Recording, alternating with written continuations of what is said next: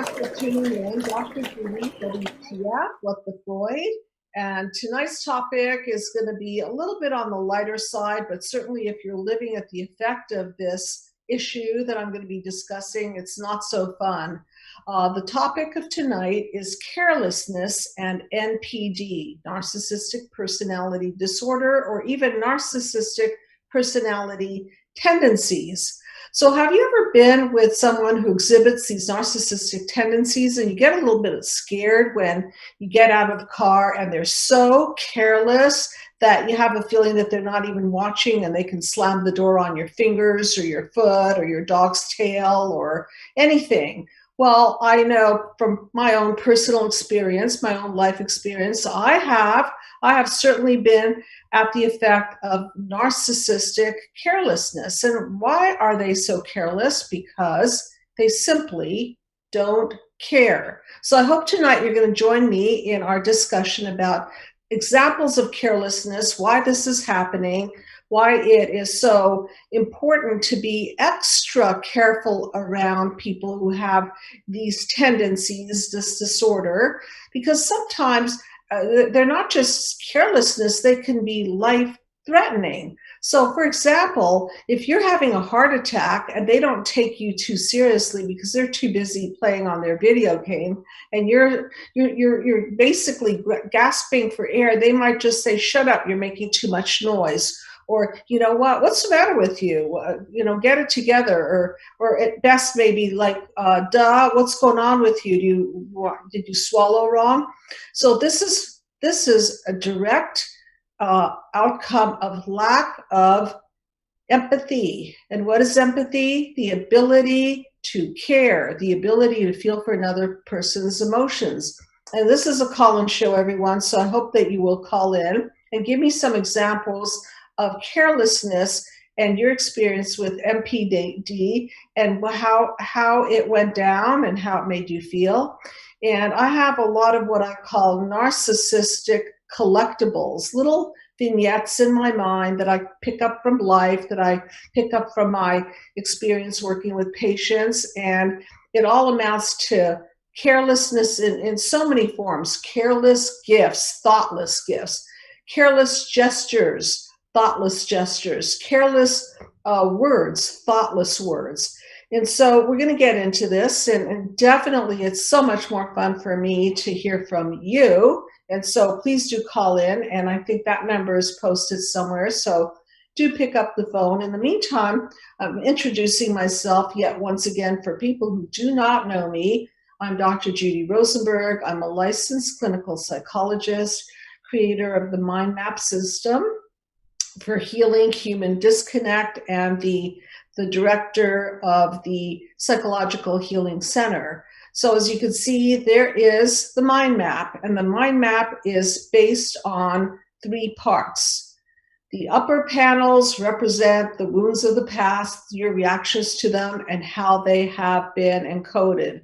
And so I call this the encode process. So what are the wounds of childhood? I focus on 5 of them. They are physical abuse, pretty obvious; sexual abuse, pretty obvious; verbal abuse, pretty obvious; neglect, sometimes not as obvious; and control, smothering, sometimes not as obvious as the other 4. And so when we're wounded, we have reactions, and we encode these reactions into the fiber of our being. And then when we're tripped up in life, when somebody looks at us wrong, says a bad word, treats us disrespectfully, then we go down into chaos, defenses, and breakthroughs. And the purpose of the mind map is to dismantle all of the damages so that you don't break down.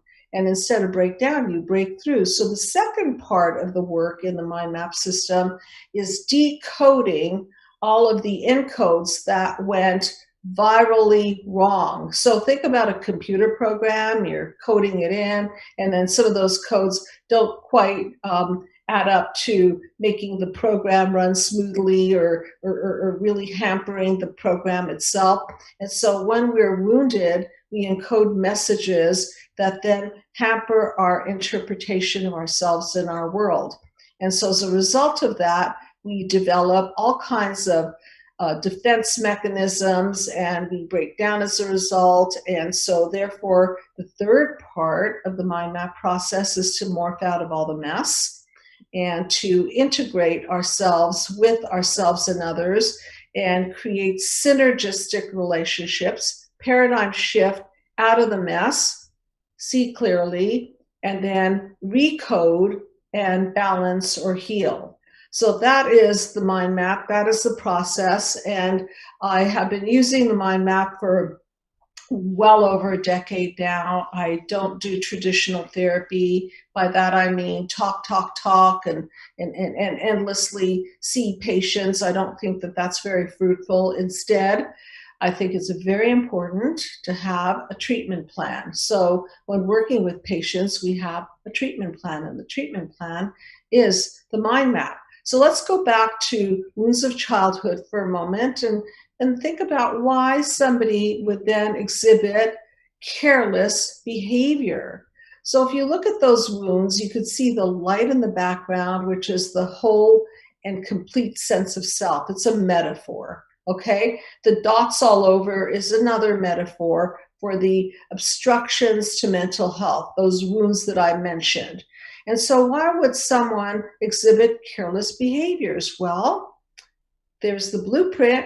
So you could see that if they weren't really cared for, they may end up being careless. If they were not being attuned to and mirrored properly and receiving all the psychological nutrients that are needed for mental health, they may then check out and disconnect from others. And this disconnection is really the reason why people couldn't care less. They couldn't care less because they're not connected to you. They couldn't care less because they don't know how to connect the dots between their actions and the impact on you. So I'm just going to have a little fun with this, and I hope you join me. And by fun, I don't mean putting down anybody who's experienced this. I certainly have, but sometimes when we can look at it from a lighter side, we can see how ridiculous and disconnected the whole thing is. So I'm going to give examples. One example is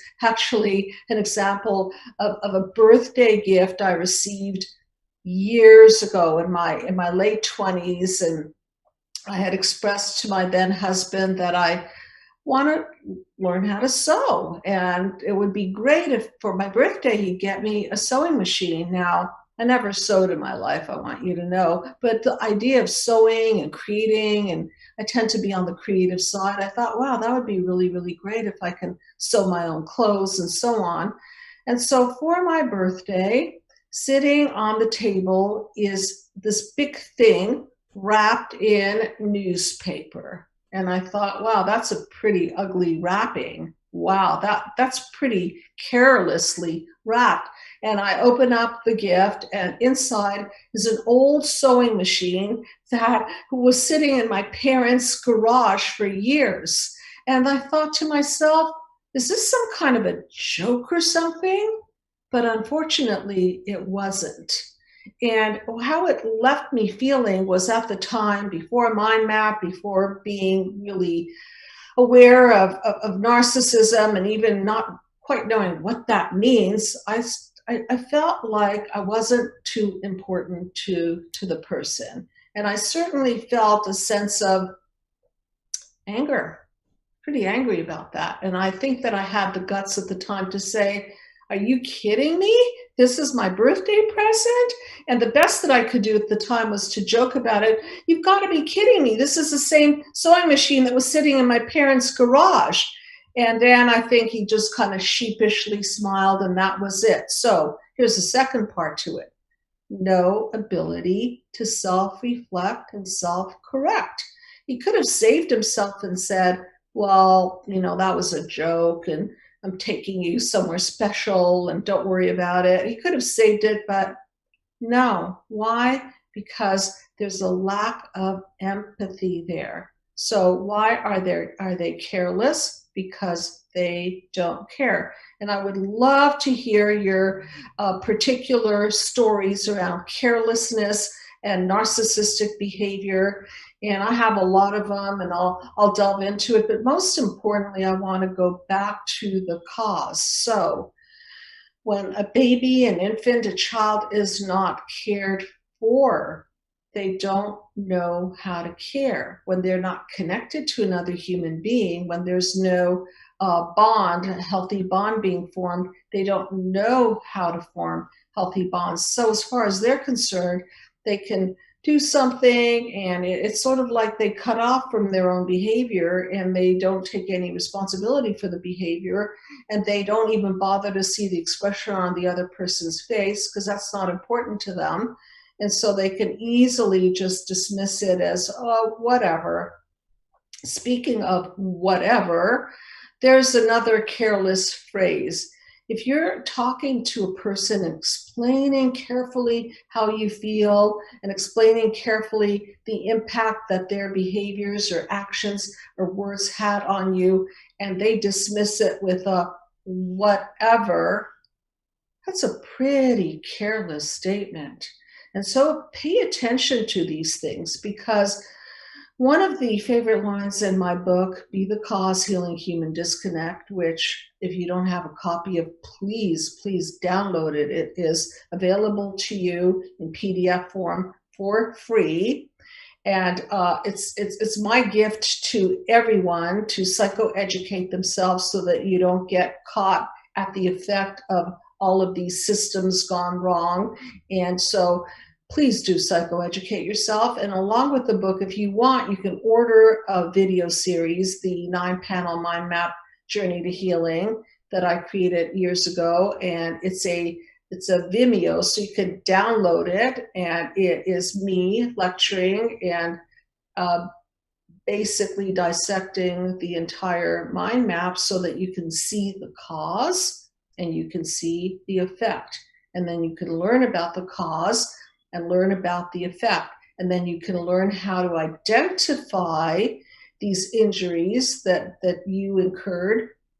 You can identify the injuries that you are living with significant others that also exhibit childhood wound acting out behavior.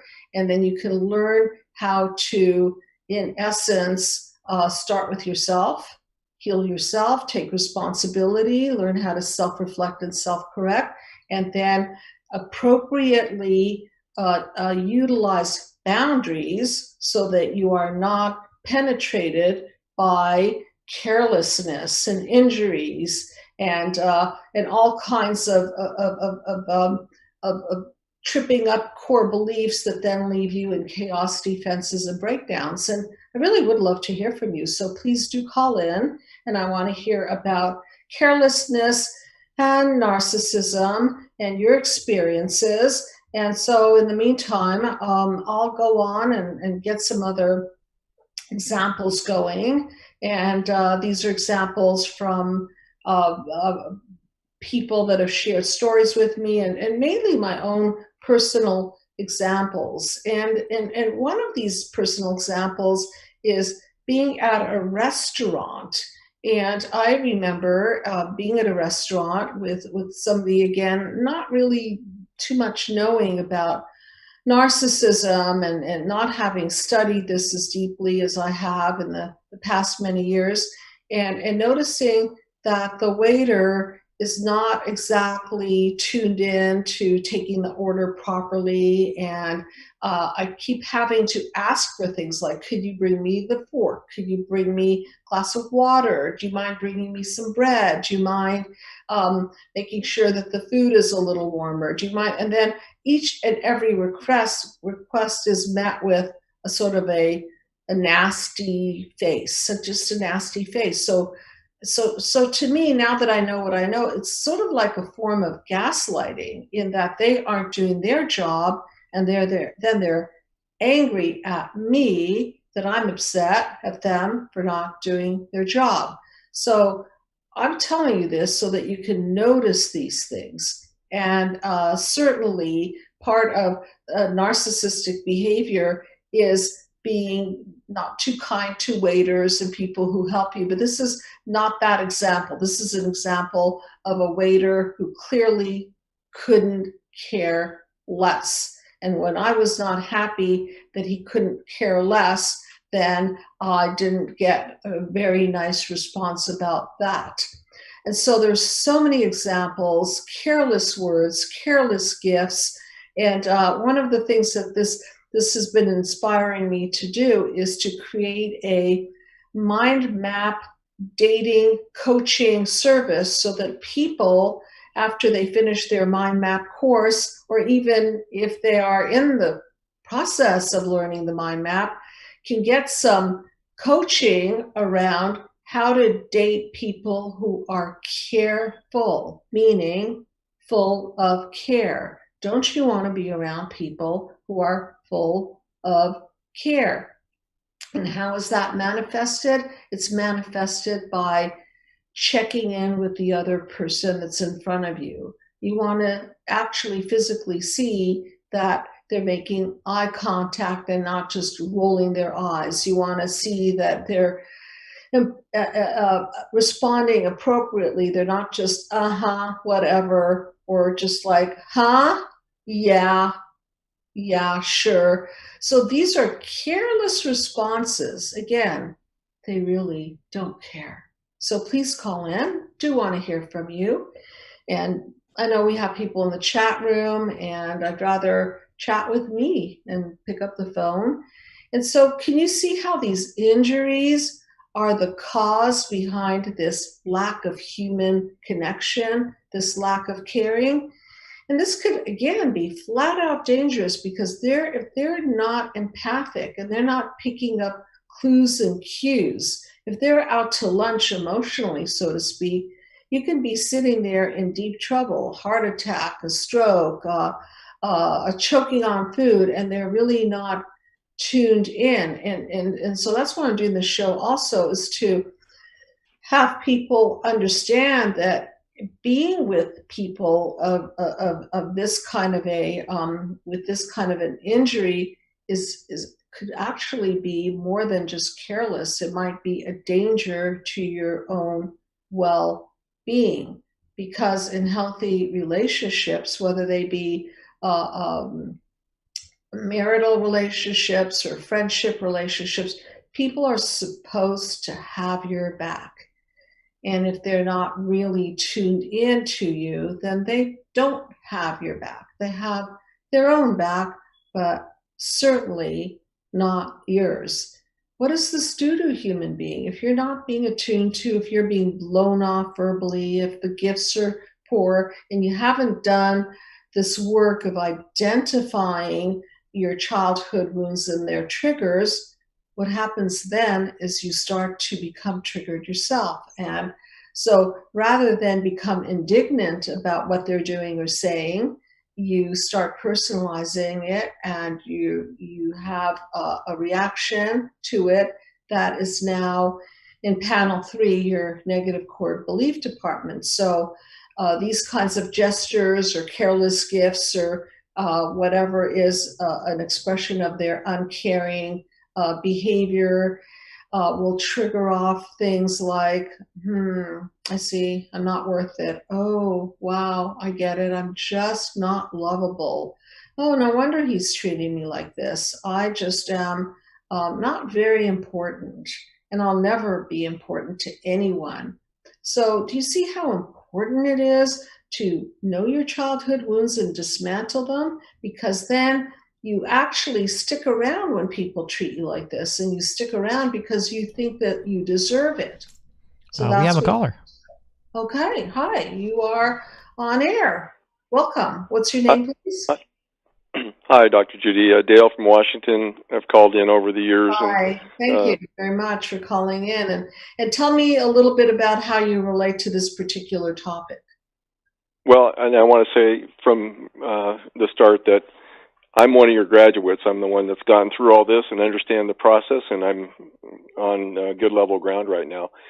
But what I noticed over my life was, and I dealt with numerous narcissists, is they have an extreme high sensitivity and antenna out, looking for people who react to their carelessness and their hurtful comments, and they become astute button pushers, and they love it. It's like a sport for them, and they get a glee out of it. Oh yeah, they get points So for hurting you. if you're Exactly. the more sensitive you are, and the more you react, the more they'll do it, and the happier they are, and they make a point of it, and they'll do it at the most inopportune times, right in front of other people, and That's right. and then they play it as if you're the one that's crazy, and they're the one that is the victim.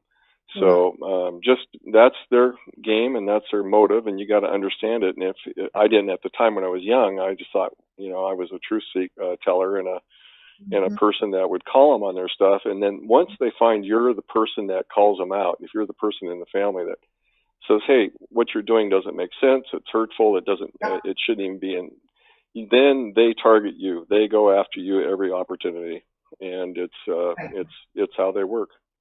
Right, and that's a really good point. They actually enjoy the sport. I was just talking to a patient of mine about that, and he was expressing how he was crying every time he got insulted and triggered. And I explained that these tears that he's exhibiting toward the person who's upsetting him are just reinforcing the behaviors. Exactly what you said, exactly that. And so when people do this, they're actually identifying with the aggressor. So if this was done to them, then somewhere in their unconscious mind, they concluded, better I be the herder than the hurtee. So, if you have a choice between hurting somebody or being hurt, some people choose to, again, identify with that parent who hurt and demeaned and devalued and destroyed. And now they're in control of the demeaned, devalued, destroyed. And so therefore, it's sort of like that power and control versus vulnerability, which I did a show on recently. Why power and control? Because vulnerability is too painful. There's no trust. There's no trust in the caregiver. There's no trust in the family system. So now it's just one button left. Vulnerability button is gone. So now power and control. Yeah. The thing is, if you tell a narcissist anything of confidence, anything that's of particular a nature that you're sensitive to, and you don't want it disclosed to anybody else, they'll make sure that at the most inopportune time it gets brought up, and they'll bring it out, and they'll act like, gee, let's talk about this. And you go, what are you doing? I told you in confidence not to say, and now this has become their big fun target, and they'll do it the rest of your life. So just be careful who you talk to and what you tell them, and start understanding that it's a game for them.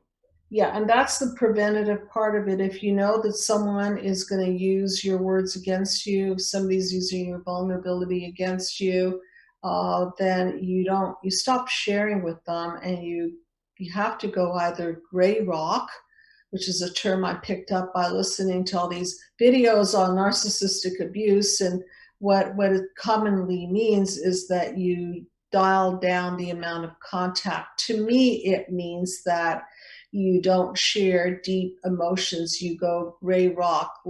Gray rock example would be, oh, so how was the movie last night? And that was pretty good soup that restaurant was serving. Or what do you think about the new carpeting in your bedroom? So this is gray rock, meaning it's object oriented. It's not people oriented, because you don't want to give them your feelings. You don't want to give them your vulnerability, because they'll basically fry it up and, flip it over like a pancake, and they don't care.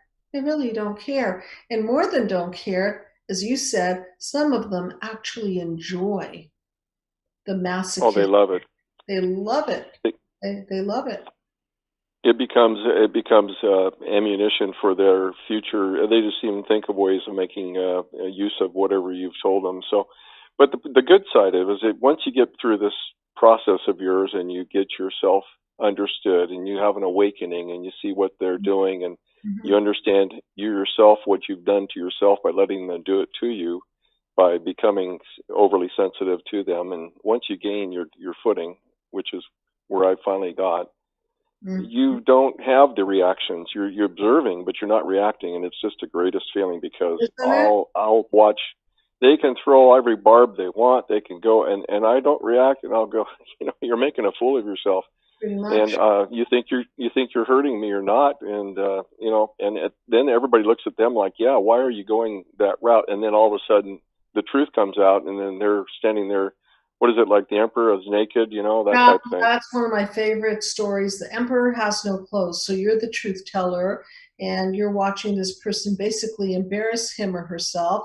And the reason that you're able to watch this without being reactive is because you've done your work and you've identified your wounds of childhood and your reactions and your negative core beliefs. So you got to the point where you dismantled them. So if they're hinting that you're stupid, or hinting that you're unimportant, or hinting that you're unlovable, it doesn't matter, because they're not really the cause of your they really don't hold the power over your self-esteem. You've got that well under control in your own hands, and nobody can touch that. See, and when they figure out that you are in control, you're a threat to them, and they are afraid of that. And they'll, if they can, they'll actually avoid you. They might try to smear campaign and all the different things they can, but people who really know you and know them will see the difference and see the truth. And as long as you don't react and you just are in control of your own self, they don't matter, and they know that. And oh God, it makes them feel weak and insecure. Exactly, and it turns the tables. It turns the table. I found that once their game is busted, they go away and stop bothering you, because now they're embarrassed. They're now the emperor who has no clothes, and you're like that little boy in the story saying, hey, look everyone, the emperor has no clothes. And they don't want to be shown up like that. So they'll usually just go away. They might try a few times to embarrass you. They might try 1, 2, 3 times, but after a while, you're not fun anymore. You're not getting any reaction. And just as I say in my book, and I use the metaphor of the Wizard of Oz and the Wicked Witch, and when Dorothy throws water on the Wicked Witch, what does she say? Do you remember what she says? I'm not following. I'm sorry. I was thinking of something else. Go ahead. Okay. I was on the metaphor of the Wizard of Oz and Dorothy, and she throws water at the Wicked Witch of the West or East, I forget which one, and then the witch says, I'm melting, I'm melting. So to me, it's a metaphor of the water is sort of like washing away the BS, washing away the lies, washing away her evilness. And so once she's exposed to truth, then she starts melting. And so once a person is busted with truth, they no longer have power. And so that was the metaphor I was referring to. Oh, and once you understand that they don't have power, and once you understand that you were overly sensitive to everything around you, your anxiety, your depression, your sadness, your hurtfulness, and all of the things, that all goes away, and you realize, gee, I just didn't need to be always on edge. I didn't need to be always thinking, what are they thinking? How do they view me? And I want them to do this and that. And you think, now it doesn't matter. You're saying, well, why was I doing that? Why was I putting myself through all that agony and making myself feeling all those ill pains and anxious and anxiety and depression? Exactly. It all goes away. Now you can sit and enjoy an evening and follow an interest of your own and not worry about what somebody else is thinking or doing. They're not important. They're not an aspect of your life. You can now make your life the center of attention. And your center of attention in life can be very calm and very relaxing and very soothing and enjoyable and interesting and fruitful. And you can be very aware and observant of others around you going through what you have just come out of. Yes. And you can be very careful that you don't get yourself entangled back into what you just came out of. That's, I think, one of the best things, is that now there's no reason to rush right back into the fire with anybody, and there's nobody important enough to put yourself back into that situation where you're kowtowing to somebody else's emotional terrorism. That's a good way to put it, emotional terrorism. And I think it's a vestige of the childhood wound of mommy, mommy, please love me, and I'll do anything to please you. And your definition of me is the most important. It's the Alice Miller thing, Dr. Alice Miller, who says that the child would rather be the bad child in a good world. And so we're always taking in the outside messages and hoping that by correcting ourselves, we will please that person and then become lovable and acceptable or popular, or whatever it is that we want to achieve. And once we understand that who they're being has very little to do with who we are, we can break free of that. And what a breath of fresh air when you know that that person would do unto others as they've done unto you. And then you watch them, and over time you see that the new girlfriend or the new boyfriend or the new employer or the new employee is treating the new ones the exact same way. And then they leave this trail of people behind them. And I think the other people, your siblings or whoever else that were the flying monkeys and stuff, and you're no longer part of that inner circle of craziness. Exactly. I think they're actually a little envious at the time that they realize that, gee, they're stuck in it, and they only wish that they could get out from all of the craziness, whether it be work or, like you said, family or whatever.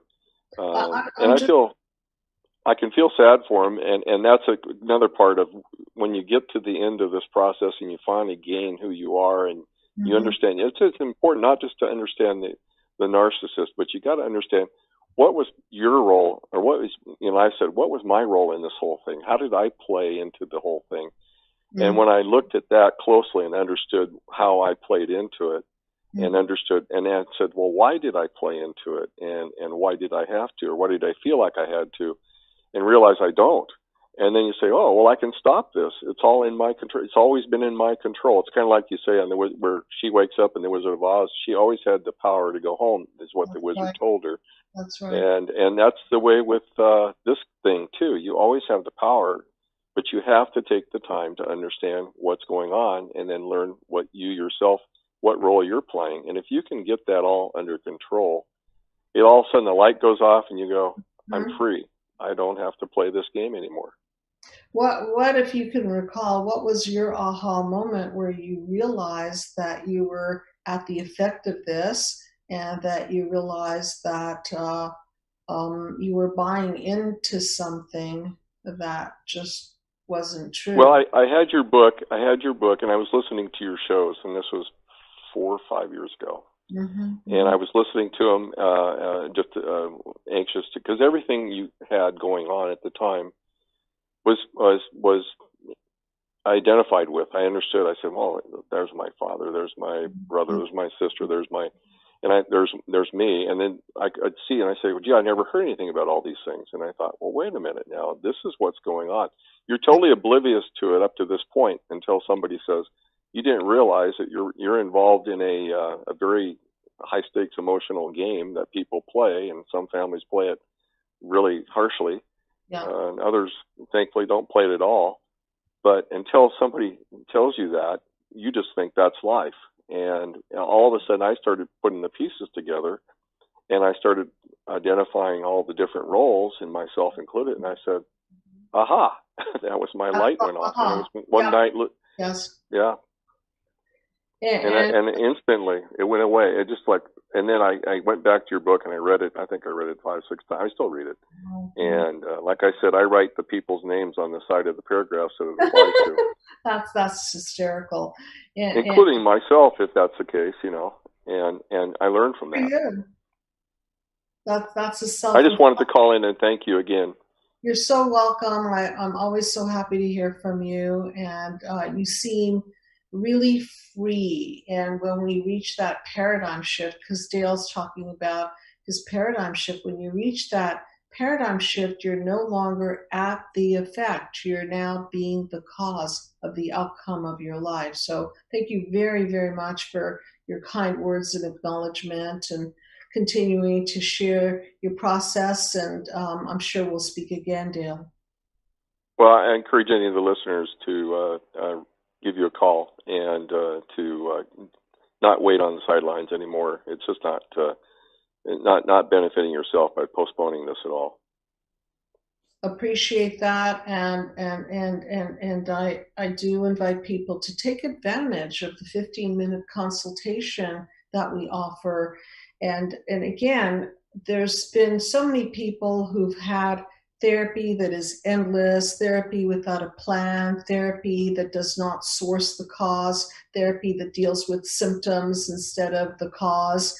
And so there's just so much therapy out there that I think people think of therapy as just this place where they're going to vent and cry and, if they're lucky, be heard and empathize with. But, to me, that's not good enough. If you don't have a pathway to healing, if you cannot start connecting the dots, because if you notice the cover of my book, Be the Cause, Healing Human Disconnect, it's a DNA strand with lots of dots. And that's what we do. We connect the dots so that you can be the cause of a better outcome for your life, so that you can go from the darkness of the unconscious and pick that up into the conscious, so that you're not fooled anymore, that you don't buy into somebody's lies and misperceptions. Because don't forget that your parents, I call them the blueprint, mom and dad, and your multi-generational heritage, that blueprint, they're also injured. So they're passing down these lies and misperceptions. And if mommy dearest or daddy dearest was called stupid and they weren't attuned to, they weren't mirrored, then they're not playing with a full deck of cards here. They're not at giving you their full advantage and their full psychological nutrients. So now you've got to catch up, and you've got to break it down for yourself, and you can't go back to them and expect anything more than the same. And so once you realize that their messages or their encodings, I call it the psychovirus, once you realize that their psychovirus is an old hand-me-down that doesn't do you any good, and if you can understand what the mind map really is, which is a system to bust these old encoded messages and process the feelings so that they don't live inside of you and they're not projected all over other people, and then teach you to see straight. And for those of you who don't know, I'm on Instagram. I've been posting more, and I have a post there about the mind map. I don't remember exactly what I said, but it's something like the mind map is the lens through which you can psychoperceptually see straight, something along those lines. And so when we're at the effect of, when we're seeing ourselves through the eyes of our caregivers, when we're seeing ourselves through the eyes of a distorted sense of low self-esteem then we're not seeing straight. We're not acting in a balanced way. And then we see emotional fallout material and behavioral fallout material and defenses that fill the hole in the soul.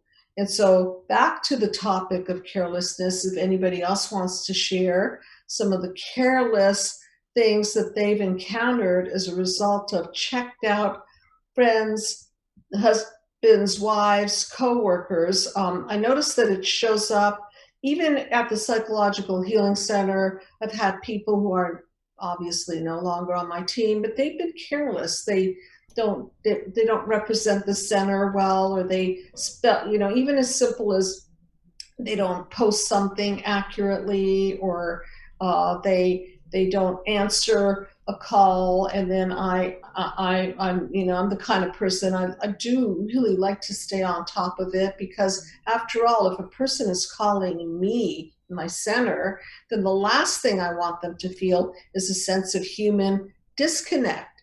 So, especially here at the Psychological Healing Center, it's really, really important that people who are on board have empathy. And it's not good enough to be smart, because you can be smart and still be careless, because now that process becomes more of an intellectual exercise. But without the heart and the soul, you just don't really manifest the best of your best for another human being. And I can't emphasize that enough, that if you're in a helping profession, smart is very good, very useful. Education, yeah, knowledge is king and queen, sure. It's just that if you're not really connected to that other human being, if you lack empathy, whether you're a caregiver, a health care provider, a psychological services provider, a mother, a father, any kind of anybody that's connecting with human beings, if there's that lack of care, if there's that human disconnect, you're sure to find carelessness, because shortcuts will be taken, and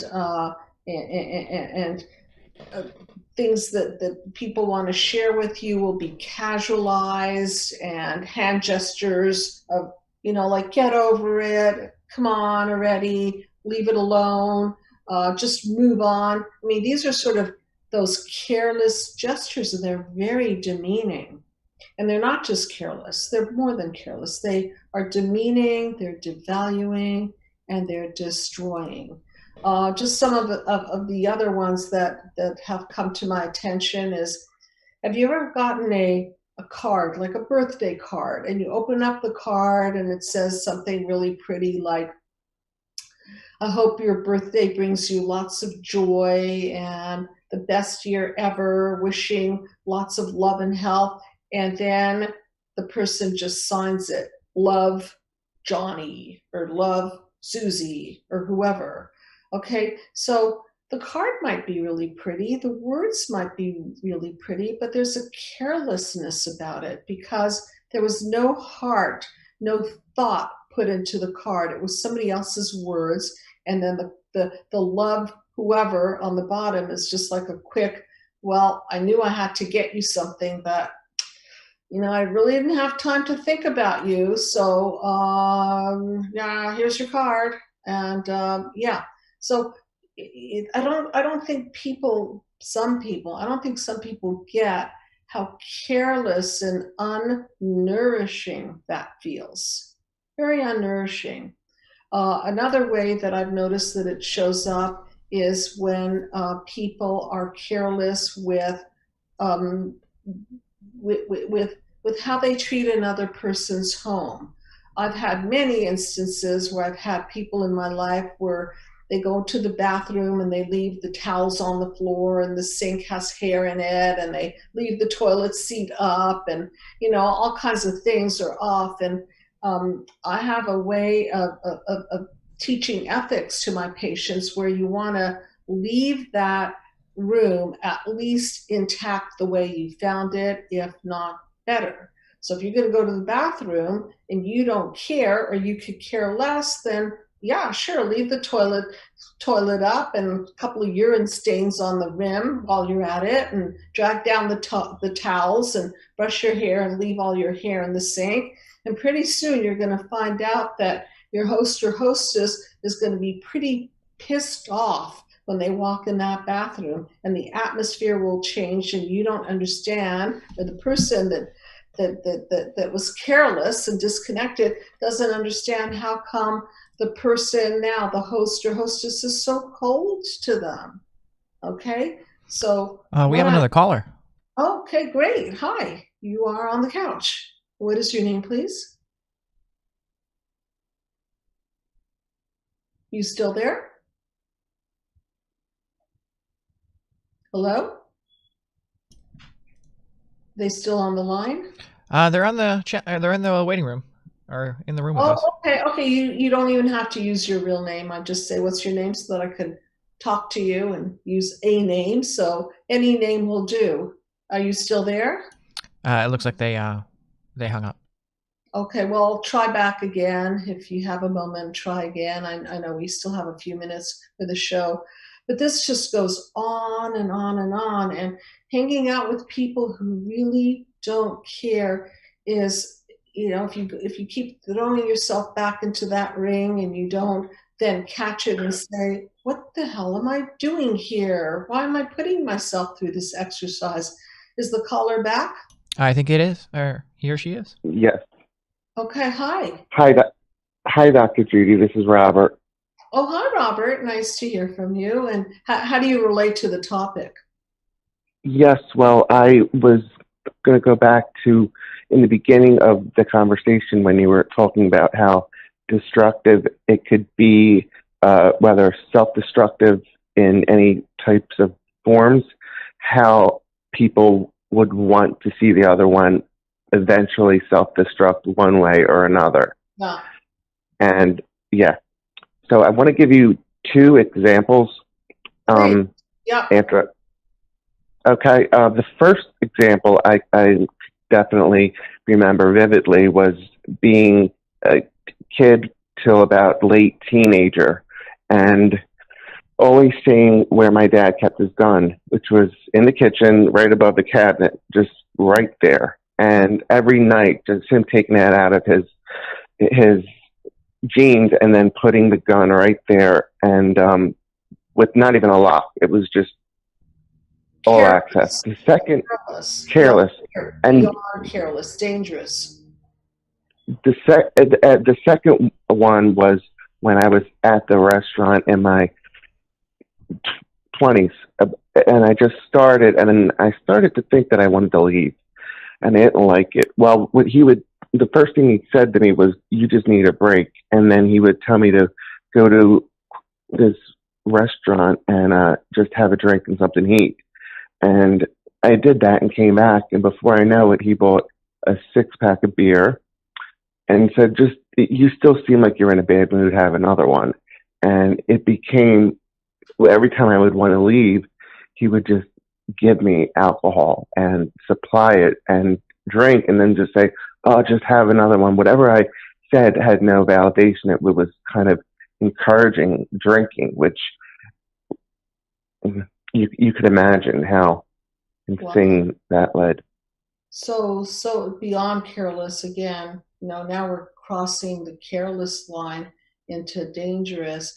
And because when we're violated, when our parents set the bar and we think that this is somewhat normal and familial or familiar, we tend to live at that lower bar level, meaning we accept that level until we start learning and we start saying that there's something wrong here, and we start taking the feedback not from them. So today, Robert, I know how far you've come. So is there any chance that person could say to you, "Hey, Robert, have a drink. I know you're driving home, but you're in a bad mood. I want you to be in a good mood." I mean, would that even be on the table for you, literally and figuratively speaking?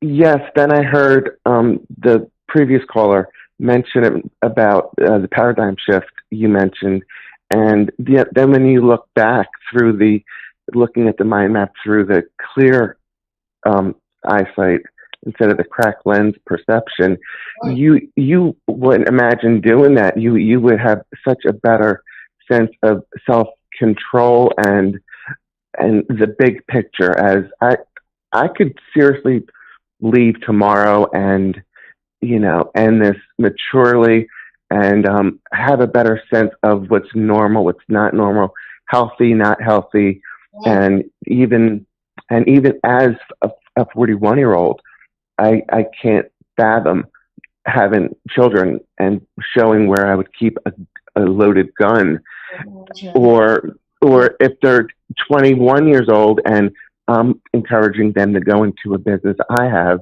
giving them alcohol and telling them to drink. If anything, you realize how just you can't wrap your head around it. You just don't even try.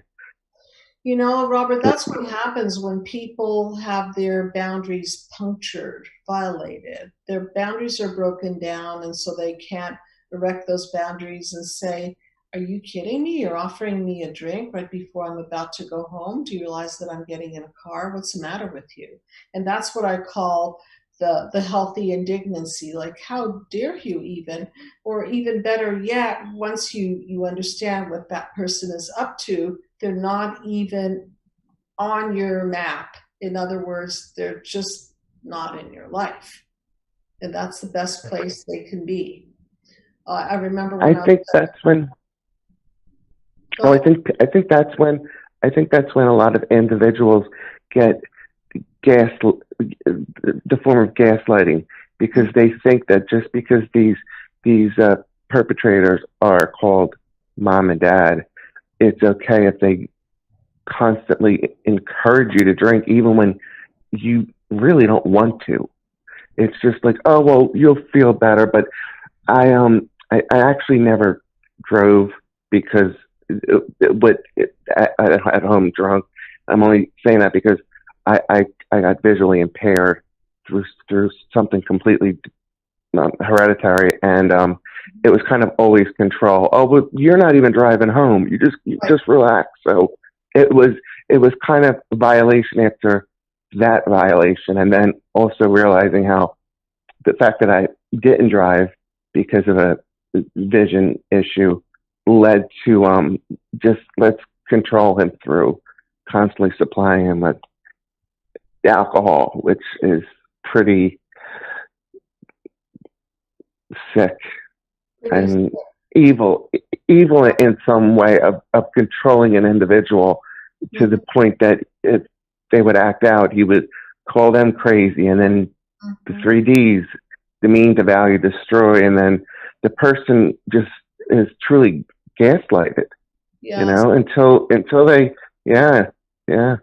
You know, it starts with these careless little things, and then it becomes out and out dangerous. And that's why I caution people who are around people who are disconnected. Watch your fingers when he slams the car door, or she slams the car door. Watch your feet. Watch your pet. Make sure that the door isn't slammed on your pet's tail. Watch out. Oh my God. Yeah, no. Oh my gosh. These are real things, because they just don't care. You know, we're supposed to have this sensitivity in us that when somebody gets out of a car, for example, that you're making sure that they step out and that they're helped and that their coat isn't caught in the door, or that they're fully out before you slam the door. But when you're really tuned out and you don't have empathy, you just do whatever you want to do, irregardless of the impact on the other human being. And that's why this stuff is so dangerous, to live with the narcissist and deal with the consequences of not getting the proper help. If your life is in danger and they're just not taking you seriously, they won't even call 911 because it's too much trouble for them to wake up and dial the phone, and you're choking on a piece of food and they're just kind of waving their hands or gently patting. Or they would laugh. Yeah. Yes. Yeah, I remember and you mentioned waving the hands a lot. And that was one of the things about my dad's manipulation and control, that whenever I would confront him, he would always turn his head and wave his hands in the air. And that was more just crazy making, because, you know, my mother was more obvious, where she would just roll her eyes or say, you know, curse you out right then and there. Where the rolling of the hands in the air and walking away is more, I would say, passive aggressive. Absolutely. Yes. Okay.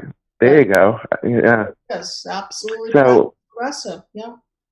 Yeah. And I'm glad that I'm just grateful that at 41 years old, I see all this as just so unhealthy and cruel at times, and just sick. Yeah. And it just, I'm able to break away from those old patterns, because it's still happening today. Just because I broke away, that doesn't mean half the other people changed. or learned or grown. That's a huge statement there, because just because you have gotten through your work, don't think that they're going to change. And that's the true what the Freud is, when you keep going back and back and back to the person who injured you, thinking that they've changed or you can convince them or cure them. Just don't bother. There's a very... Or even when you see those habits, excuse me, I didn't mean to interrupt you, but even when you see those habits in new friendships or relationships, you pick up the clues and cues. So even though you slammed the door and set your own personal boundaries with the past, those people that, even though they're alive, the ghosts, but with new people, you learn to recognize those little things, and then you're able to either go like contact or just find a new group of friends, Right. Now you can listen to your gut instead of listen to your old negative core beliefs of I'm not important enough, I'm not this enough, lovable enough. So now it's not that anymore. It's like, oh my God, this person is being disgustingly careless and disgustingly inappropriate. And so rather than have it be that trigger of the old, it's now getting you in touch with how inappropriate that person is. And then what do? You start moving away from that person. So I know we're almost left. I know we've got like minutes left. Was there another? Well, okay. Did you want to make one more comment, Robert? Yeah, I did want to make one more comment that after I moved away and mentally, and I've grown the love for my dog and the love for animals, and she's sitting on my lap right now. So all of this stuff we're talking about, they're having a pet and having that love in your life truly is a healing in its own. And after you do the mind map, it's just so beautiful to have a dog or a cat, or have that beautiful spirit of love that you may have missed out on in your past, before you didn't know what you know now.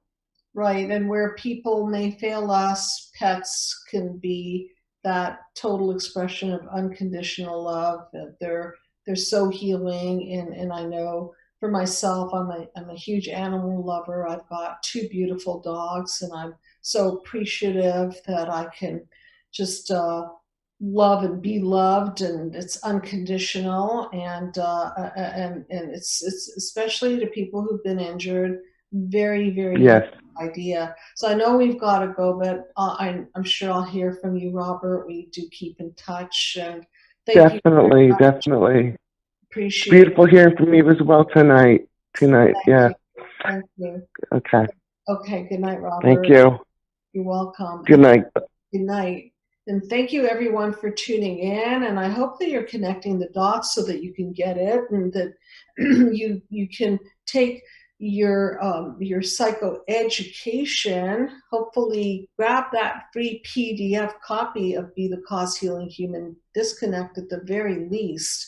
It's free. Okay. And if you want to go a step further, then get the video. And if you want to go a step further, get yourself one of my team members on board, myself or someone else on the team, who can process this mind map journey with you and bring you from the darkness of your past, so that you're no longer at the effect of all the lies and misperceptions that you've been made to believe. And then you could truly have that paradigm shift and see clearly. So I want to tell you how much I appreciate my audience and all the wonderful comments. And I will be tuning in again soon. Good night, everybody.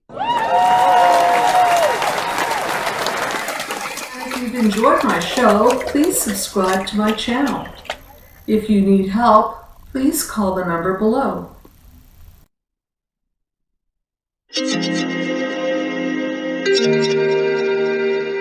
Thank you.